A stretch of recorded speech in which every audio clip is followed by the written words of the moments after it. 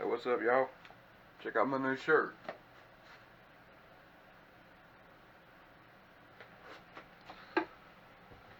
Alright, what's up, folks? Show you how to make some Santee style drift weights.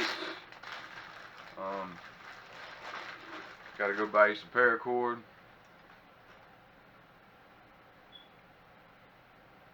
Nothing real fancy about it. Gotta buy you some number 4 weight buckshot. I have weighed these out before. About 20 to 22 of these equals an ounce, and that's pretty much all the weight I make. I make little sabiki rig weights too. So typically I know how long I want to make this, how long I want to cut it. But if you ever have some extra, always keep the extra if you make sabiki rigs, because these work great for sabiki rigs. And I'll show you how to do that. Say I'm gonna cut this a little long, so I'm gonna cut this like this. Need you a sharp knife, a lighter, and some kind of needle nose pliers or just anything that crimps. So I'm gonna cut this a little long for just to show you how I make my sabiki rigs too. Sharp knife, because you don't want this to be all frayed up. There you go. Now usually I make a lot of these at one time, but here we go. I'm gonna count out 22 of these. 3, 4, 5, 6, 7, 8, 9, 10, 11, 12,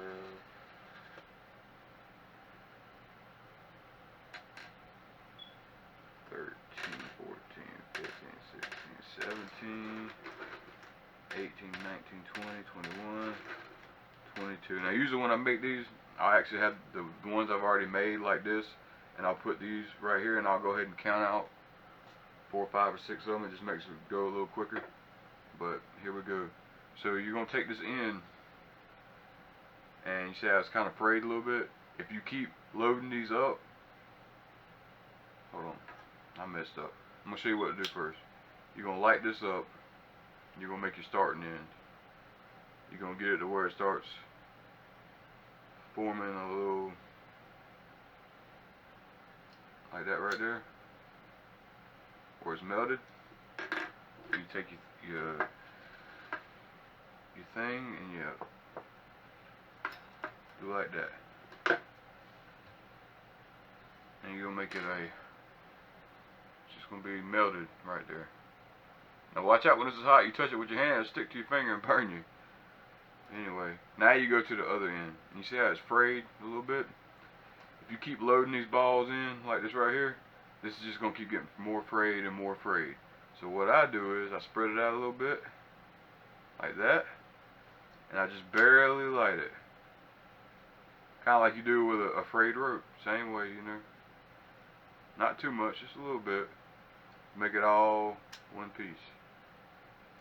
This saves you from it unraveling, because it'll start unraveling and you'll lose some of this, and then your weight won't be as long as you originally wanted it. So you just basically put them balls in there. I usually put one, use your finger, push it down. You know, a lot of times I'll do 2 at a time, but you can't really push them 2 at a time. So I'll go down 1, and I'll put another one in, 2, and then I'll push them down 1 at a time.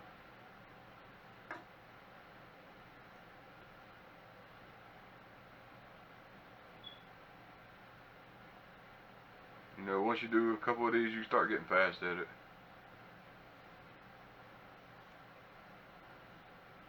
I can typically make 10 or 12 of these in an hour. You know, it's time consuming, but those 10 or 12, I mean, those will last me a long time. Sometimes if I'm bored and I don't have nothing better to do, I'll just go ahead and make all the weight out I got. But usually I don't have time to do all that.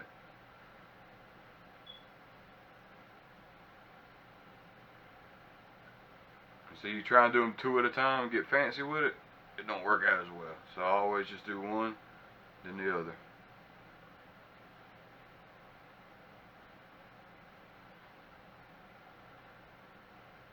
Now typically, like I said earlier, I pretty much know how long these things are going to be because I've made hundreds of these before. So I usually cut them about the right length, but every once in a while I'll cut it a little too long. I did this one on purpose and cut it too long. And I'm going to show you. If you do that, you know, don't waste it. Don't throw that away. These make great sabiki rig.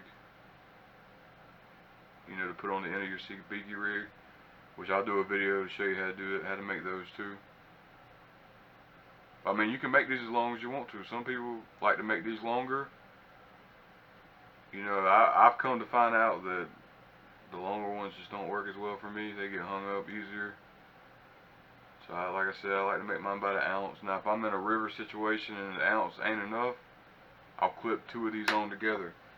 And they work great. They are more likely to get hung up like that.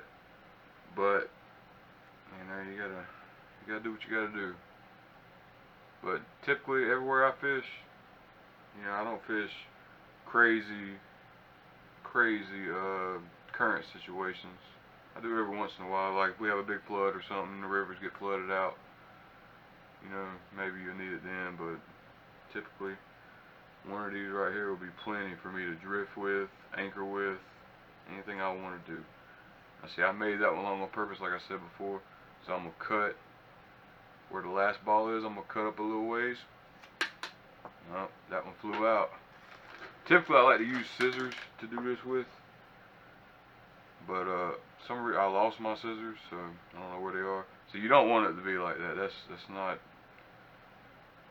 ideal, but it still will work. You just like you did the other end, get it all down to where it's melting.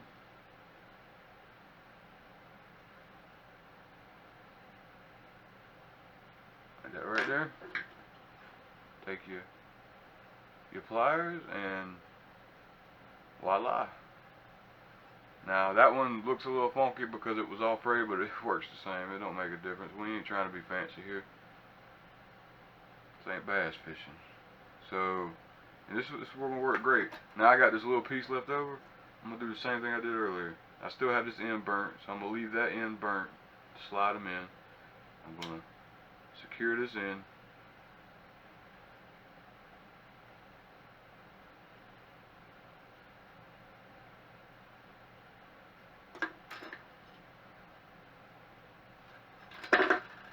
Now I'm gonna stick me.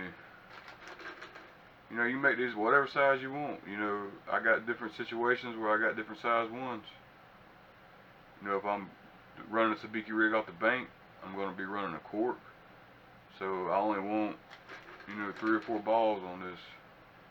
I don't want to pull my cork down. Running out the boat, typically I'll run, if I'm running a sabiki rig out the boat and it's real deep water, I'm going to run one this size. If I'm running, you know, shallower water, I'm not going to run one as big. But it's 1, 2, 3, 4, 5. I'm going to stick 6 in here.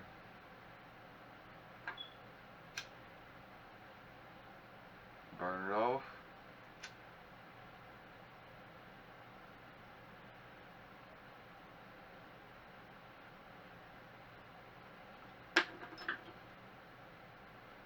That is all there is to making these. These are so simple to make. You know, you see these and you kind of think, you know, I don't know, it'd probably be difficult to make. Man, these are so easy to make. Now, what I was telling you earlier, usually I have, you know, a couple of these out, and it holds the weight a lot better to go ahead and make them. 2, 4, 5,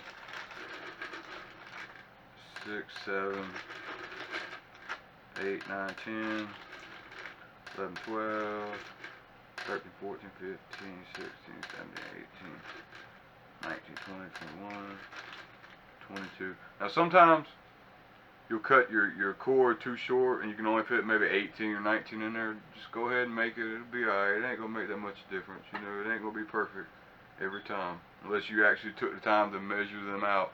Or actually, what would be smart is to have you like a place right here with a piece of tape on there to have it already pre-measured.